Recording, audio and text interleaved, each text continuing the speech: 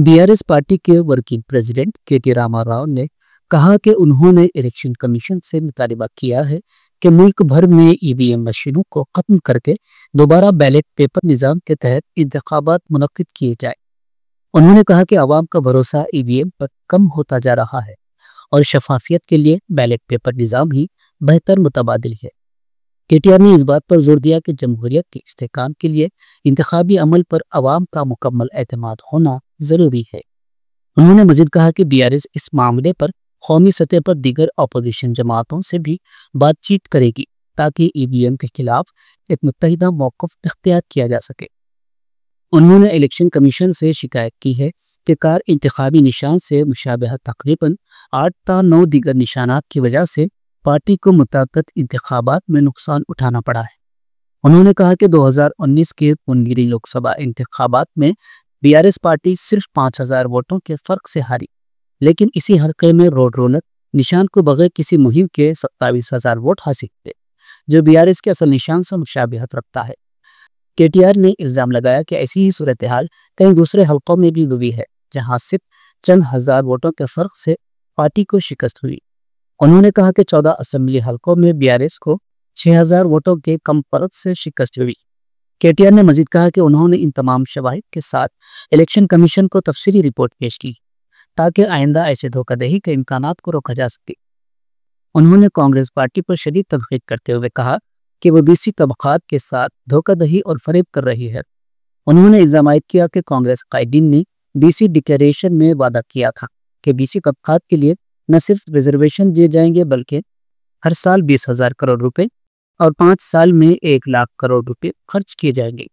साथ ही बीसी सब प्लान और सियासत, रोजगार, मुलाजिमतों और सरकारी ठेकों में 42% रिजर्वेशन फराहम करने का भी वादा किया था। केटीआर ने कहा कि रिजर्वेशन के अलावा बाकी तमाम इख्तियारात कांग्रेस हुकूमत के हाथ में है, लेकिन हुकूमत ने इन वादों पर कोई अमल नहीं किया। उन्होंने दावा किया कि अब तक 2 बजट पेश किए गए हैं, लेकिन 10,000 करोड़ रुपए भी खर्च नहीं किए गए। భారతదేశంలో ఉన్న ప్రజల్లో అనుమానాలు ఏవైతున్నాయో ఓటింగ్ ప్రక్రియకు సంబంధించి ఈవీఎంలకు సంబంధించి వీటిని నివృత్తి చేయండి, ఈవీఎంలను తొలగించండి, రివిజన్ అనేది పద్ధతిగా పారదర్శకంగా చేయండి అని చెప్పి నొక్కి చెప్పాము. మరి బహుశా వారు తప్పకుండా కనీసం కొన్ని సూచనలైన పరిగణలో తీసుకుంటారు, న్యాయం చేస్తారు, ప్రజాస్వామ్యాన్ని కాపాడుతారు అనే విశ్వాసం మరి వ్యక్తం చేస్తా ఉన్నాం. థాంక్యూ. ఇంకా అన్నిటికన్నా ముఖ్యంగా వారి దృష్టికి, ఎన్నికల కమిషన్ దృష్టికి మా వినోద్ కుమార్ గారు, మా పార్టీ దాదాపు 20 ఏళ్లుగా ఒక అంశంలో పోరాటం చేస్తా ఉంది. ఎన్నికల కమిషన్తో కారు గుర్తును పోలిన సింబల్స్ ఏవైతే ఉన్నాయో దాదాపు 8-9 సింబల్స్ ఉన్నాయి. ఉదాహరణకు మీకు నేను ఎగ్జాంపుల్ చెప్తాను. 2019లో పార్లమెంట్ ఎన్నికలు, భువనగిరి పార్లమెంట్ సీటు మా పార్టీ 5,000 ఓట్లతో ఓడిపోయింది. ఆ రోజు కోమటిరెడ్డి వెంకటరెడ్డి గారు కాంగ్రెస్ పార్టీ నుంచి గెలిచారు. బూర నరసయ్య గౌడ్ గారు మా పార్టీ నుంచి పోటీ చేసి 5,000 ఓట్లతో ఓడిపోయారు. కానీ మా కారు గుర్తును పోలిన గుర్తు ఒక రోడ్ రోలర్ గుర్తు. ఒక ఇండిపెండెంట్ అభ్యర్థి పోటీ చేస్తే ఆయనకి 27,000 ఓట్లు వచ్చినాయి. ఆయన ప్రచారం కూడా చేయలేదు. ఎందుకు చెప్తా ఉన్నా ఇదంతా అంటే, ఇట్లా మా పార్టీకి ఒకసారి కాదు ఎన్నో సందర్భాల్లో నష్టం జరిగింది. మొన్న జరిగిన సాధారణ ఎన్నికల్లో కూడా మేము 14 సీట్లు 6,000 కంటే తక్కువ ఓట్లతో ఓడిపోయాం. అక్కడ కూడా మరి చాలా చోట్ల ఈ chapati maker, road roller, ship, ఇట్లా 8 గుర్తులు ఏవైతే మా కారు గుర్తును పోలిన గుర్తులున్నాయో వాటి వల్ల కూడా మాకు చాలా నష్టం జరిగింది. వాటిని తక్షణమే తొలగించాలని చెప్పి కూడా ఎన్నికల కమిషన్ను మేము కోరినాము. ఇంకా రెగ్యులర్ గా ఫీడ్బ్యాక్ కూడా మా వైపు నుంచి ఎప్పటికప్పుడు ఇస్తాము, రిసీవ్ చేసుకోవాలని కూడా కోరాము. దాన్ని ధర్నా అనో జోక్ అంటాను. ఎందుకంటే మేము ఈ మాట శాసనసభలో బిల్లు పెట్టినప్పుడే చెప్పాము.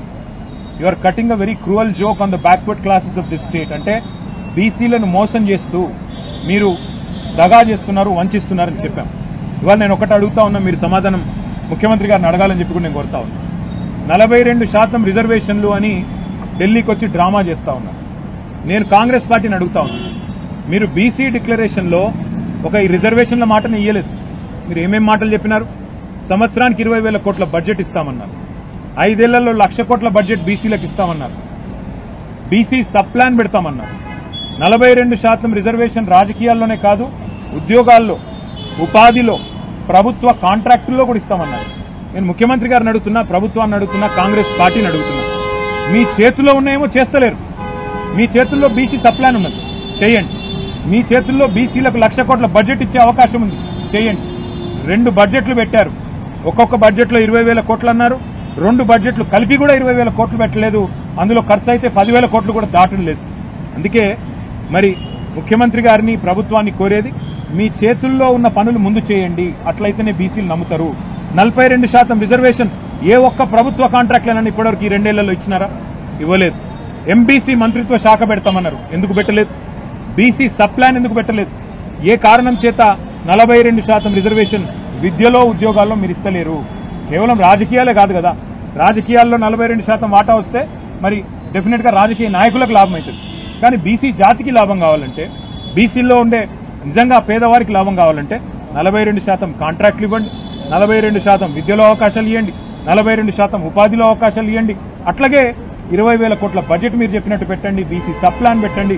అప్పుడు నమ్ముతారు మిమ్మల్ని తప్ప ఇక్కడ ఢిల్లీకి వచ్చి డ్రామా చేసి 4 ఓట్ల కోసం 4 డైలాగులు కొట్టి ఆఖరికి ఇక్కడ ఇంకెవరో అడ్డం పడుతున్నారని ఊహాజనితమైన శత్రువులను చూపెట్టి తప్పించుకుంటే కుదరదు. ముమ్మాటికి మీ దొంగతనాన్ని, మీ దొంగ నాటకాన్ని మొత్తం రాష్ట్ర ప్రజలు అర్థం చేసుకున్నారు. కాబట్టి రేపు స్థానిక సంస్థల ఎన్నికల్లో బుద్ధి చెప్తారని నా విశ్వాసం.